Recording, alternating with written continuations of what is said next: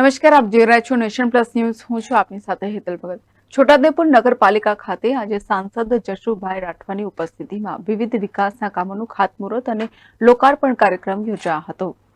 છોટાઉદેપુર નગરપાલિકા ખાતે સ્વર્ણિમ જયંતિ મુખ્યમંત્રી શહેરી વિકાસ યોજના અંતર્ગત 317.28 લાખના ખર્ચે નગરના જુદા જુદા વિસ્તારમાં આરસીસી રોડ, પેવર બ્લોક, વરસાદી ચેનલ, નવી સ્ટ્રીટ લાઇટ, હાઈમાસ્ટ ટાવર, નગરના મુખ્ય સર્કલો, બોક્સ કલ્પર્ટ અને ગાર્ડન ડેવલપમેન્ટના 20 જેટલા કામોનું ખાતમુહૂર્ત કરાયું હતું તથા high pressure mini fire tanker, rescue boat તેમજ રેસ્ક્યુના વિવિધ સાધનોનું લોકાર્પણ કરવામાં આવ્યું હતું.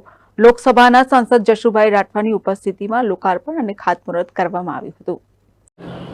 આજે છોટાઉદેપુરની પવિત્ર ધરા ઉપર નગરપાલિકા દ્વારા ગુજરાત સરકાર અને ભારત સરકાર દ્વારા એ વિવિધ ગ્રાન્ટો ફાળવવામાં આવી. એ કામોનું ભૂમિપૂજન કરવામાં આવ્યું અને મિની ફાયર ફાઇટરનું લોકાર્પણ કરવામાં આવ્યું.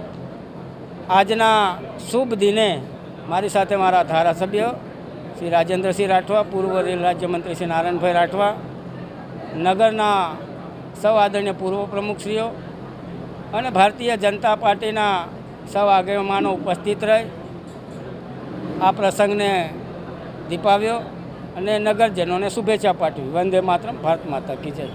આ કાર્યક્રમમાં પૂર્વ રાજ્યસભાના સાંસદ અને પૂર્વ રેલવે રાજ્યમંત્રી નારાયણ રાઠવા, નગરપાલિકાના ચીફ ઓફિસર BS બરજોડ, મામલતદાર RR Bhabhor, station fire officer Yuvrajsinh Gohil ઉપસ્થિત રહ્યા હતા.